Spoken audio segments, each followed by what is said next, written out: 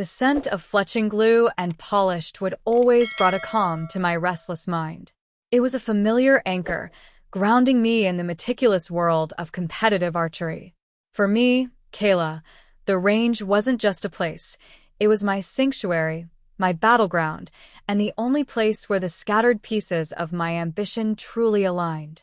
My long, dark hair was always pulled back in a practical, no-nonsense ponytail, and my eyes, usually crinkling at the corners when I allowed myself a rare, genuine smile, were narrowed in focused determination. My lean, athletic build was a testament to years of training, every muscle honed for precision. The national championships were looming, a behemoth on the horizon, and every fiber of my being was screaming for perfection. I lived for the quiet thwack of the arrow hitting the target, the satisfying thunk that confirmed my aim. This year, it felt different, heavier, as if the weight of my past performances and future aspirations pressed down on my shoulders. I saw myself at the top, holding the gold, the culmination of relentless hours and countless sacrifices. Nothing and no one was going to stand in my way. That's what I told myself, anyway. Until Olivia arrived. She walked onto the range like she owned the air itself, not with arrogance, but with an almost unsettling grace. Her presence was understated, yet commanded attention in a way I couldn't quite place. I'd heard whispers about a new transfer, a prodigious talent from the West Coast, but I hadn't prepared for her. Olivia was a study in quiet contrasts. Her hair, the color of burnished copper, fell in soft waves around her shoulders, a stark difference to my perpetually tied-back mane. But it was her eyes that truly caught me, striking, almond-shaped. They seemed to hold 1,000 secrets, observing everything, revealing nothing. She had a slender frame, but there was a quiet strength in the way she carried herself, a deceptive power that I instantly recognized as dangerous to my own aspirations. She moved with an almost ethereal calm, her every motion fluid and deliberate. Our first encounter was, predictably, on the shooting line.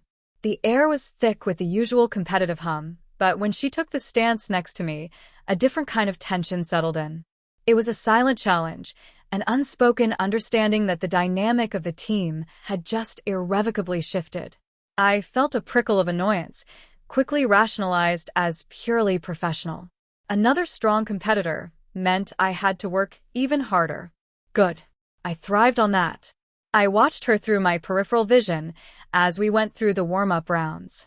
Her form was impeccable, almost too perfect. Each arrow released with an effortless flow, a testament to years of disciplined practice.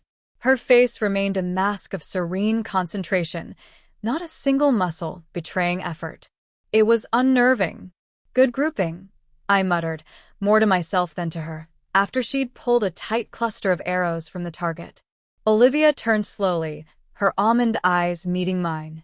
A faint, almost imperceptible curve touched the corner of her lips. It wasn't a smile, not exactly, but a silent acknowledgement that somehow felt like a direct gauntlet thrown down. "You too," she replied, her voice soft, yet carrying an unexpected resonance. "You have excellent follow-through." Her compliment felt less like praise and more like a detailed assessment, a quiet declaration of her own observational prowess. It annoyed me, the way she could dissect my technique with such a brief glance. I felt a strange flicker, a warmth in my chest that I immediately dismissed as competitive irritation. Throughout the session, our scores mirrored each other with an uncanny consistency. Each time I thought I had pulled ahead, she would calmly, silently, match my shot, sometimes even surpass it by a hair's breadth. It was a dance of precision and willpower, a silent battle waged with carbon arrows and top bowstrings. After the final round, as we tallied our scores, our numbers were practically identical. She glanced at my scorecard, then at hers, her expression unreadable. "Close," she simply stated, her gaze lingering on my face for a fraction of a second longer than necessary. "Always," I shot back, a hint of defiance in my tone. As she gathered her gear, her movements precise and economical, I found my gaze involuntarily following her. The way her muscles subtly flexed beneath her practice shirt, the delicate set of her jaw when she concentrated, the easy grace in her every motion. It was more intense, I realized, than how I'd ever observed any other competitor. I quickly chastised myself, shoving the thought away. It was just professional analysis, nothing more. A new rival, a new challenge. That's all she was. Or so I desperately tried to convince myself. The next few weeks were a relentless grind. Olivia's presence on the team was a constant, almost physical, reminder of the heightened competition. We often found ourselves on adjacent lanes, our silent duel continuing, pushing each other to new limits. The air between us was always charged, a strange mixture of rivalry and an unspoken respect that I still found unsettling. Then came the regional qualifiers. My stomach was a knot of nerves and anticipation.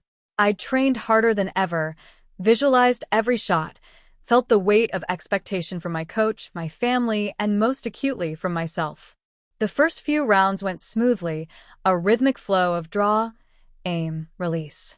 I was in my zone, the world narrowing to just me, my bow, and the distant target. But then it happened. A slight shake in my bow arm, a fraction of a second too long on the hold, a breath held just a beat too tight. My arrow veered, grazing the outer edge of the 7 ring. A gasp from the small crowd, a sharp intake of breath from my coach, and a cold dread seizing my chest. Another shot, attempting to overcorrect, sliced into the 6. My focus shattered. The rhythmic flow became a choppy struggle. My scores plummeted. I finished the qualifier feeling hollowed out, defeated.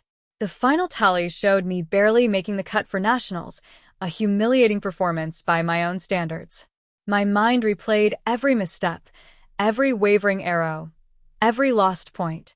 The disappointment was a bitter taste in my mouth, burning in my throat. I packed my gear in a haze, barely registering the sympathetic murmurs around me. All I wanted was to disappear. As I made my way out of the arena, shoulders slumped, I felt a gentle touch on my arm. I flinched, expecting pity or a platitude, neither of which I could stomach. But it wasn't my coach or a teammate I was close with.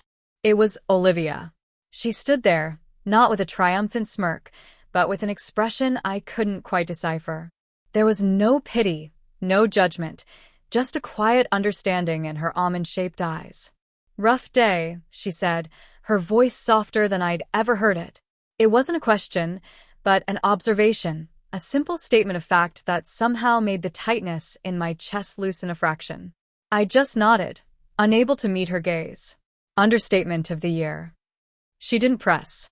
She just stood there for a moment, letting the silence hang between us, thick with my frustration.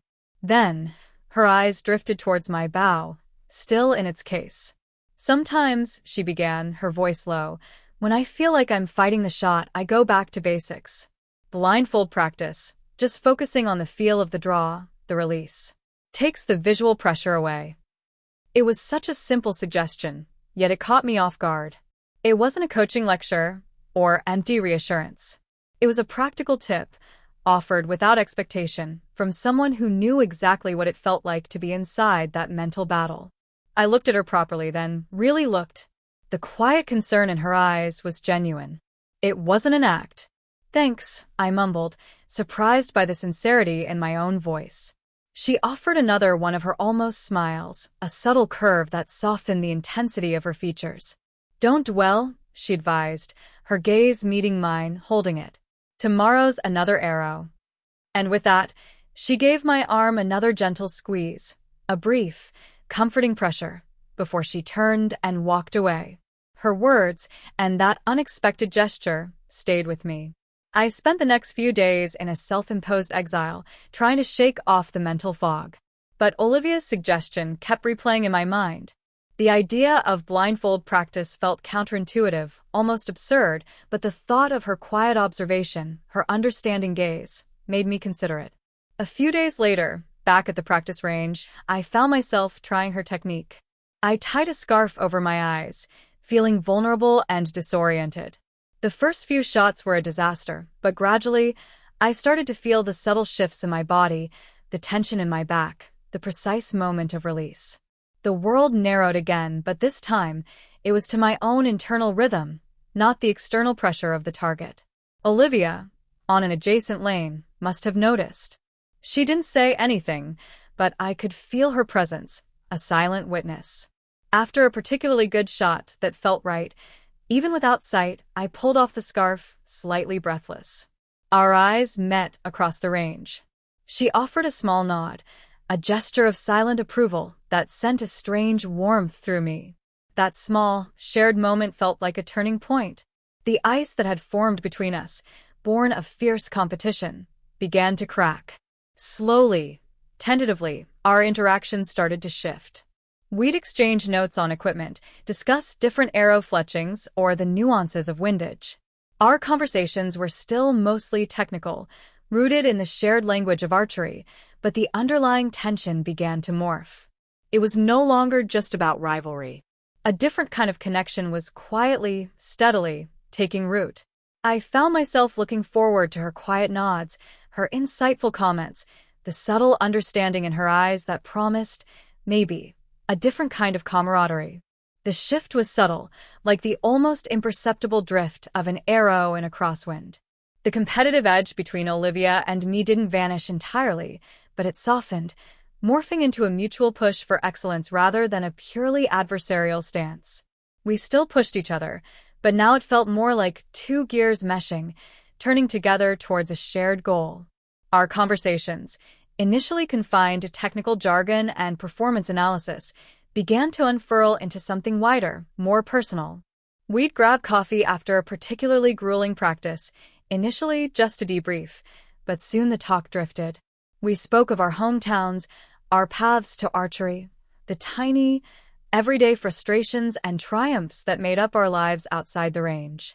I found myself opening up to Olivia in ways I hadn't to many others. Her quiet presence was surprisingly easy to confide in. She listened with an intensity that made me feel truly heard. There was no judgment in her gaze, only a deep, reflective understanding that seemed to absorb every word. I started to notice things, the way her copper hair caught the light when she laughed, a rare, soft sound that warmed something deep inside me. The subtle shift of her almond eyes as she pondered a question, her brow furrowing just slightly. Her hands, strong and calloused from the bowstring, yet surprisingly delicate when she held her coffee cup. These observations were no longer analytical, they were simply observations. And they lingered in my mind long after our conversations ended. The playful banter began to weave its way into our interactions.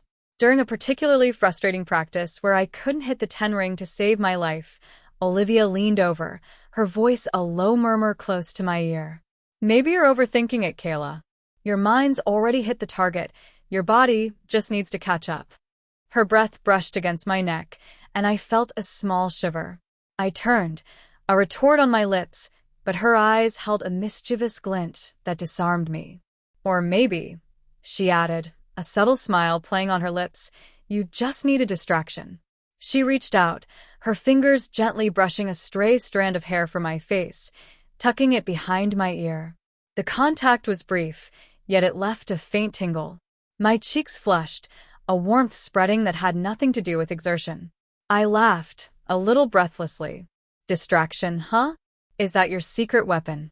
Her smile widened, and her eyes, those captivating eyes, held mine. "Among others," she replied, her voice dropping to a near whisper that felt strangely intimate. The air between us suddenly felt thicker, charged with an unspoken current. Later that week, during a late-night study session for an optional sports psychology seminar, we were hunched over textbooks in the dimly lit common room. I yawned, stretching my arms above my head, feeling the ache of a long day. Olivia, across the table, reached over and gently pushed a mug of warm tea towards me. As her fingers grazed mine, a spark, not of static electricity, but something far more potent, flared. Our eyes met, and in that shared glance, a silent question hung in the air, a question I couldn't articulate but felt deep in my bones. A strange fluttering had started in my stomach whenever Olivia was near, a warmth that spread through my chest when her gaze lingered, a catch in my breath when our hands accidentally brushed. I'd never felt this before, not with anyone. I rationalized it away, of course. It was the intensity of our new friendship, the camaraderie born of shared passion and rivalry. Maybe it was the late nights, the stress of competition, the sheer emotional exhaustion. It certainly couldn't be that. Not with Olivia. Not with a woman. My world had always been so clear, so focused on the straight path of my sport. Yet there was an undeniable pull, a magnetic force that made me seek out her presence, that made me linger a little longer in conversations, that made my heart pound a little faster when her arm brushed mine. Olivia, with her quiet strength and knowing eyes, seemed acutely aware of these unspoken currents. She didn't press, but she didn't shy away either. Her touches became a little more deliberate, a hand on my arm when she spoke, a lingering squeeze of my shoulder when she offered encouragement, a subtle lean into my space when we talked. She was a master of the understated, creating these tiny, almost imperceptible moments of connection that chipped away at my carefully constructed defenses. It was as if she knew the exact temperature needed to melt my ice, just enough to reveal the vulnerable, confusing emotions stirring beneath the surface. And I, utterly bewildered by these new sensations, found myself drawn deeper into her quiet, alluring orbit. The atmosphere around us thickened with unspoken words, with glances that lingered just a beat too long, with touches that felt more deliberate than accidental. Olivia's distractions had evolved into a subtle, almost imperceptible dance of connection, a quiet weaving of a bond one hadn't even realized I was part of until it was clear. She had an uncanny ability to disarm me, to make my carefully constructed walls crumble without ever laying a direct hand on them. One afternoon, after a particularly grueling strength training session that left my muscles screaming, I was stretching in the empty gym. Olivia walked in, her copper hair slightly damp from a shower, wearing a soft, worn t-shirt that clung to her slender frame. She simply sat near me, observing, her presence a comforting weight. "You're incredibly strong, Kayla," she said, her voice a low murmur that somehow cut through my fatigue. "Not just physically. There's a tenacity in you that's captivating." Her eyes held mine, a warmth in their depths that made my skin tingle. It wasn't just a compliment. It felt like she saw something deeper, something I barely acknowledged in myself. My cheeks flushed, a warmth spreading through me that had nothing to do with the workout. "It's just discipline," I managed, my voice a little rougher than intended. She smiled, a slow, languid curve of her lips. "Discipline without passion is just routine. You have both." She paused, her gaze drifting down my arm, tracing the line of my muscle. "It's beautiful." The word hung in the air, heavy and intimate. My breath hitched. I felt a small shiver, a mix of embarrassment and an unfamiliar thrill. A few days later, the team had a small, informal gathering at a local park, a rare break from our intense schedule. As the sun began to dip below the horizon, painting the sky in hues of orange and purple, Olivia and I found ourselves sitting on a bench, a little removed from the others. We spoke of future dreams, of fears, of the paths we imagined for ourselves beyond archery.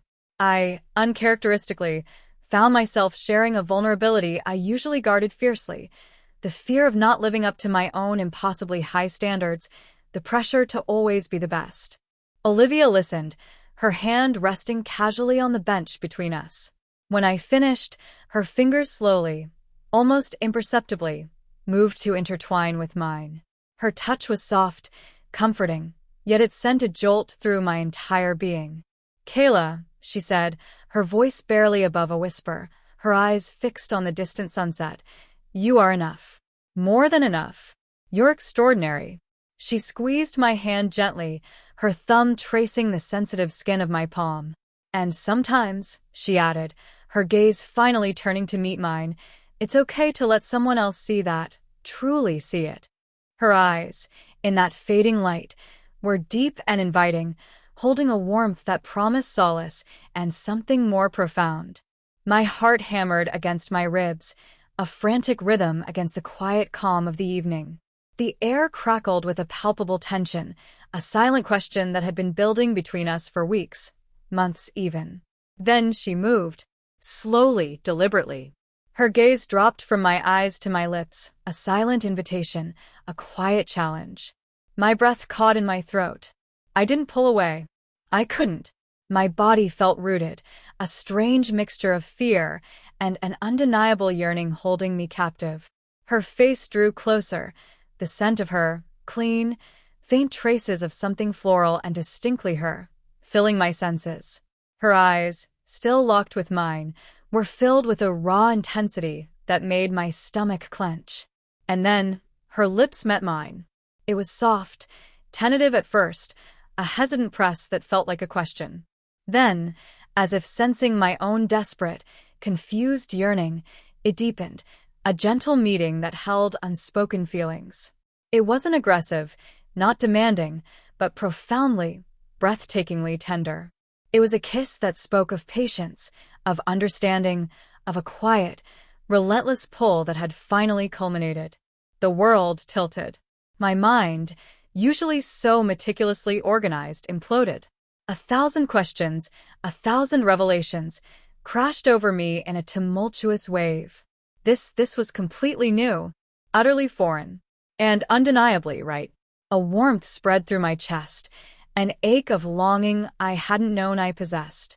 My identity, my carefully constructed sense of self, shattered in that one, transformative moment. The kiss was a seismic shift, a revelation that tore through my defenses, leaving me raw, exposed, and utterly bewildered by the profound, undeniable truth of what I felt. When she finally pulled back, her eyes still searching mine, I was breathless, my heart pounding a frantic rhythm against my ribs. I couldn't speak. I could only stare at her. My world irrevocably changed. The aftershock of that kiss reverberated through me, leaving me disoriented and profoundly shaken. My mind, usually a fortress of logic and controlled emotion, was in utter chaos. I pulled away from Olivia, not out of revulsion, but out of a sheer, overwhelming need to breathe, to understand, to somehow piece together the fragments of my shattered self-perception. I mumbled something incoherent, probably an excuse about being tired, and fled, leaving her alone on the park bench under the deepening twilight. The next few days were a blur of internal turmoil. I avoided Olivia with a desperate intensity, a mix of shame, confusion, and a strange, thrilling fear swirling within me. Every time I saw her across the range, her quiet gaze would meet mine, holding an unspoken question, a patient understanding that only amplified my guilt for retreating. I'd quickly avert my eyes, my cheeks burning, my heart hammering against my ribs.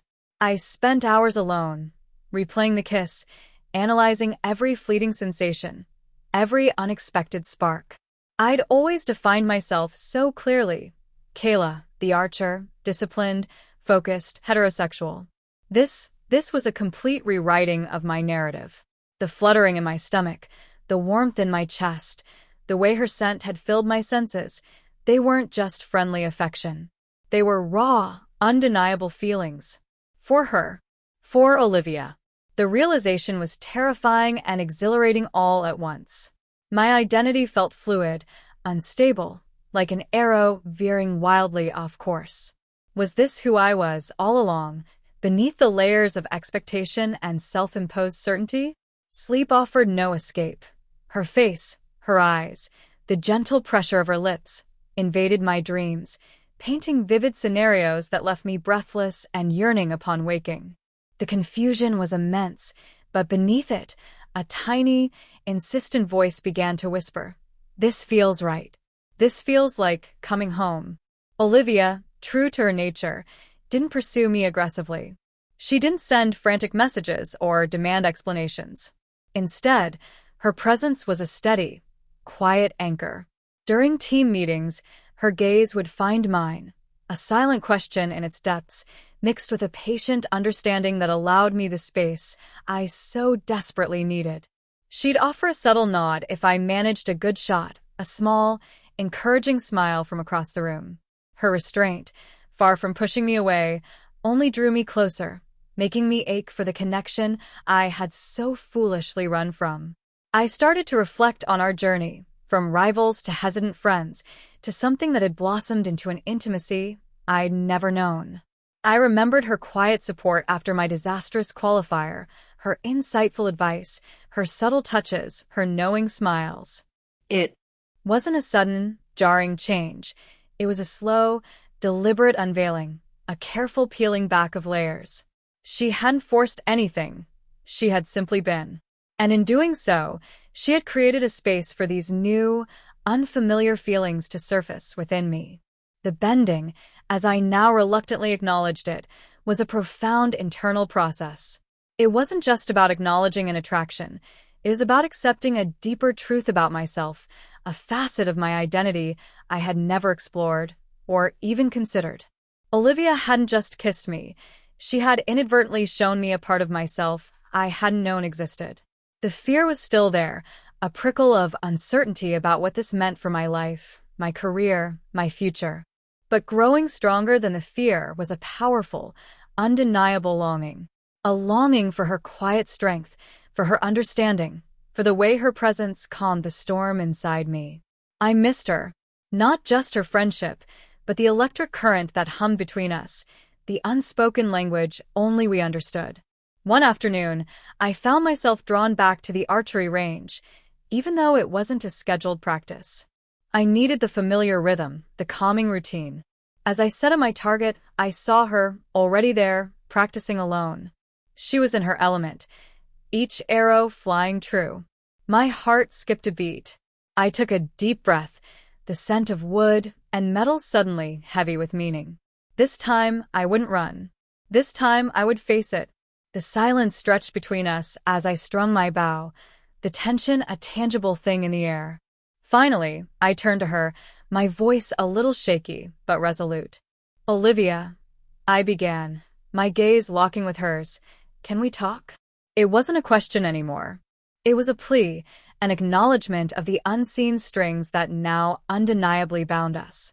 Olivia turned, her posture as graceful and composed as ever, but I saw a flicker of something in her almond eyes, a subtle softening, a hint of vulnerability that mirrored my own. She nodded, her expression unreadable, yet expectant. The silence that followed was heavy, laden with all the words I hadn't dared to speak, all the emotions I had tried to outrun. I'm sorry for running. I finally managed, my voice barely a whisper. My gaze dropped to my hands, fiddling with the string of my bow, anything to avoid the intensity of her stare. I didn't know what to do, what to think. She walked towards me slowly, deliberately, until she was standing just a few feet away. I could feel the warmth radiating from her, the subtle scent of her, and my heart began to pound a frantic rhythm against my ribs once more. "You don't have to apologize, Kayla," she said, her voice soft, understanding.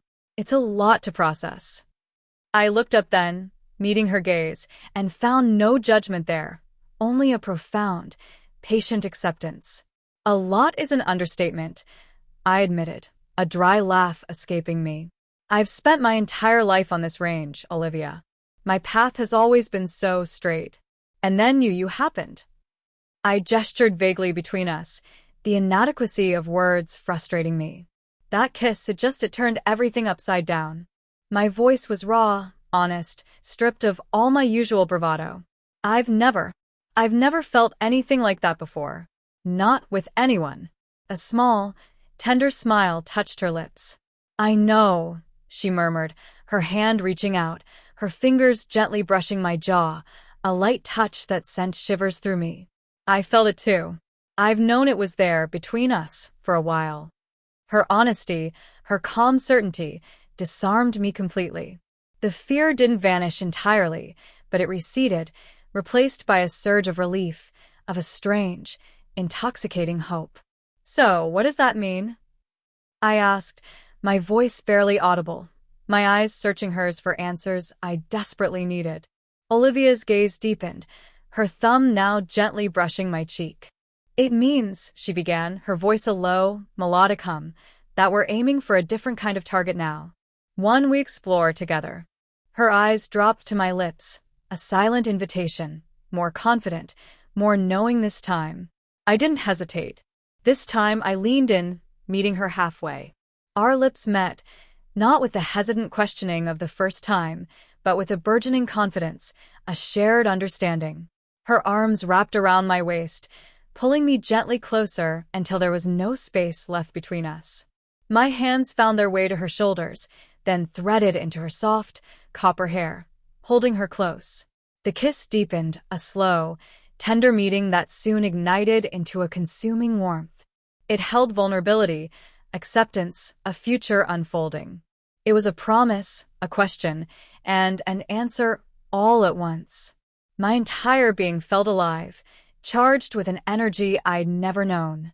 My body, usually so rigidly controlled, softened into hers, finding a surprising comfort, a thrilling sense of belonging.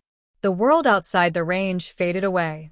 There was only the warmth of her body against mine, the feel of her close, the soft sigh that escaped her as the kiss intensified. Her touch was a balm, soothing the frantic chaos within me, replacing it with a quiet, burning certainty. In her arms, I felt seen, cherished, and utterly, wonderfully safe. The anxieties that had plagued me since my poor qualifier performance, the nagging self-doubt, they began to recede, distant echoes against the overwhelming presence of her. We spent what felt like hours there, talking in hushed tones, sharing kisses, exploring this new, exhilarating landscape of our connection. Olivia's words were a comforting balm, validating my tumultuous emotions, assuring me that what I felt was real and good. She spoke of how she'd felt drawn to my intensity, my fierce focus, even when we were rivals. And as she spoke, tracing patterns on my arm, the last vestiges of my internal struggle dissolved. I realized that my perceived straight path had merely been a narrow one, and Olivia had shown me a vista I never knew existed. In her arms, I wasn't just an archer. I was simply Kayla, loved and seen, healing and growing in the warm, steady embrace of a love I hadn't known I was seeking. The days that followed were painted with a new, vibrant hue. Our relationship, once a clandestine current beneath the surface, now flowed openly between us, a shared secret that felt both exhilarating and profoundly grounding. We continued our rigorous training, but now every practice was infused with a different kind of energy. A shared glance across the range, a subtle smile when our eyes met, a lingering touch as we passed each other. These small gestures became our silent language, weaving an invisible thread between us. Navigating this new dynamic within the team required a delicate balance. We weren't overtly public, but we also didn't hide. Our newfound closeness was evident in the way we gravitated towards each other, the quiet comfort we found in each other's presence. Whispers, I knew, would inevitably follow, but for the first time, I found I didn't care as much. Olivia's hand, resting lightly on my lower back as we walked from the locker rooms, or her quiet presence beside me during team meetings, felt like a shield against any external judgment. Her unwavering confidence instilled a similar resolve in me. Our love became a powerful force, pushing us both to excel. Olivia, with her calm precision, helped me find a deeper stillness in my shots, teaching me to trust my instincts rather than overthink. I, with my sometimes fiery determination, encouraged her to embrace a more visible leadership role, to let her quiet strength resonate outwards. We became each other's greatest advocates, celebrating every small victory, offering solace in every minor setback. The healing that had begun with that second kiss deepened into a profound sense of peace.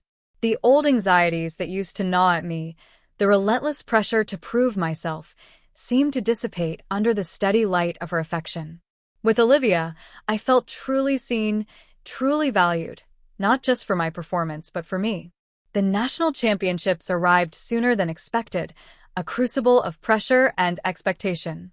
This time, however, the weight felt different. It wasn't solely mine to carry. Olivia and I were both competing in the individual events, but we also had a critical mixed team event, a new format that year.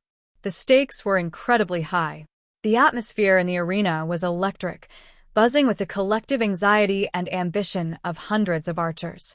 I felt a familiar tightness in my chest, a prickle of nerves, but then I caught Olivia's eye across the bustling practice area. She offered me a small, confident smile, a silent reminder of our shared strength. It wasn't about winning alone anymore, it was about facing it together. During my individual rounds, the lessons Olivia had imparted resonated deeply. I found a focus I hadn't known was possible, a quiet confidence that allowed me to block out the noise and simply be in the moment.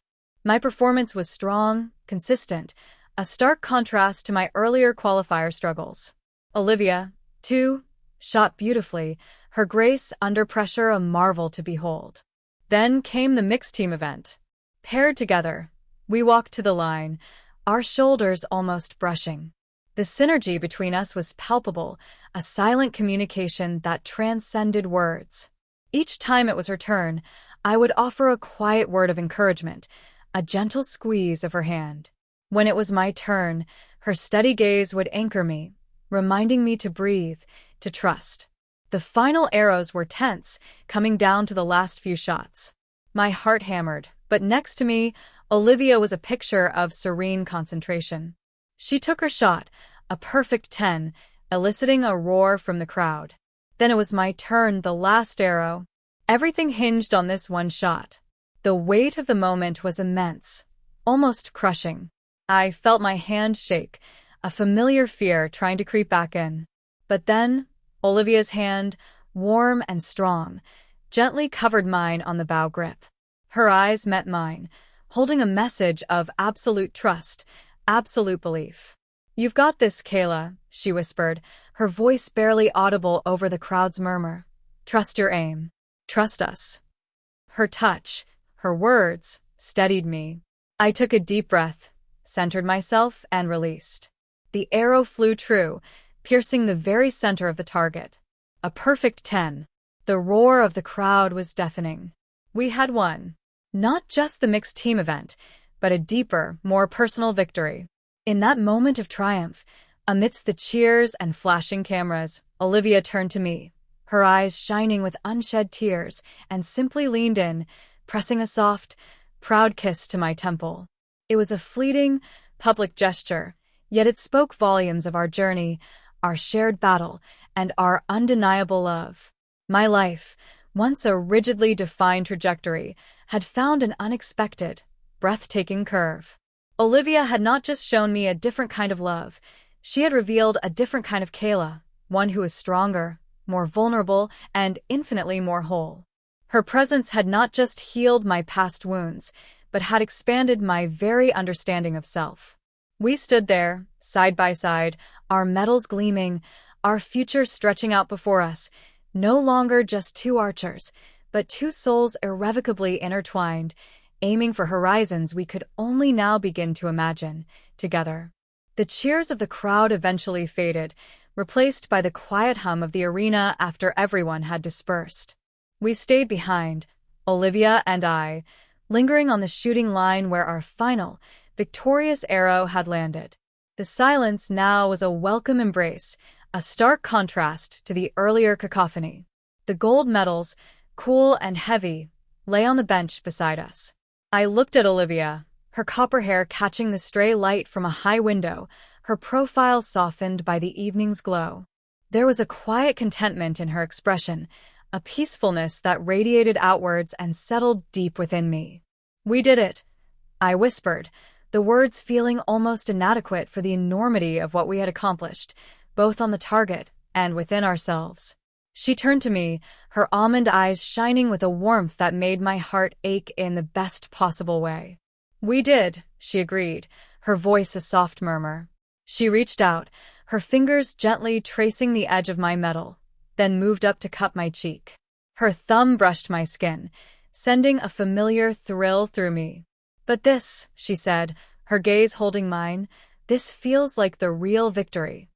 I leaned into her touch, my own hand finding hers, intertwining our fingers. It does, I confessed, my voice thick with emotion. I never imagined this kind of happiness, this kind of belonging. You deserve it, Kayla, she murmured, her voice husky. All of it. Her eyes dropped to my lips, a silent invitation, and this time, there was no hesitation, no question. I closed the distance, our lips meeting in a tender, unhurried kiss that held shared triumph and quiet promises. It was a kiss that spoke of everything we had overcome, everything we had discovered, and everything that lay ahead. It was a sweet, lingering affirmation of our love, a gentle flame burning steady and bright. In the months that followed the championships, our lives settled into a comfortable rhythm, a beautiful tapestry woven with shared practices, late-night talks, and stolen moments of affection. Our relationship, once a thrilling, terrifying secret, was now a quiet, steadfast truth. We made no grand announcements, but our bond was undeniable, evident in the way we naturally fell into sync, the way our hands would find each other under the table, the comfortable silence we shared. The team, for the most part, accepted it with a surprising nonchalance. A few curious glances, perhaps, but mostly it was just us. The initial gossip faded, replaced by the everyday focus on training and competition. And for those who might have judged, their opinions simply held no power over me anymore. Olivia had taught me the profound strength of being true to myself, of finding my own North Star, regardless of external pressures. Our love had become a wellspring of healing for me. The old wounds, the anxieties of not being good enough, of failing, they hadn't vanished entirely, but they had softened, dulled by the steady warmth of Olivia's acceptance. She saw my flaws and loved me anyway. She saw my strengths and celebrated them fiercely. With her, I learned to embrace vulnerability, to trust not just my aim, but my heart. We continued to compete, individually and as a mixed team, pushing each other, growing together. Our combined strengths made us formidable, but it was the silent understanding, the unwavering support, that truly set us apart. We often found ourselves standing on the podium, medals gleaming, our hands clasped, not just as teammates, but as partners in every sense of the word. Years passed, marked by more competitions, more shared victories, and the quiet unfolding of a life built on mutual respect, deep affection, and an ever-deepening love.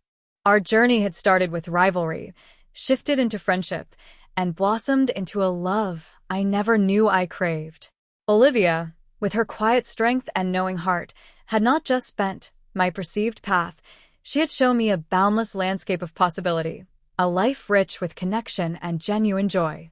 Looking back, the girl who stood on the range, fiercely focused and emotionally guarded, felt like a distant memory. I was still Kayla, the archer, driven and ambitious. But now, I was also Kayla, the woman who loved, who was loved, who understood that the truest aim wasn't just at a distant target, but at the open, vulnerable heart of another. Our story was a testament to unexpected connections, to the power of love to heal, and to the quiet, profound beauty of finding your true self in the most unexpected of places, with the most unexpected of souls. And as Olivia's hand found mine, her fingers intertwining with a comforting familiarity, I knew our trajectory was just beginning, aimed always, irrevocably, together.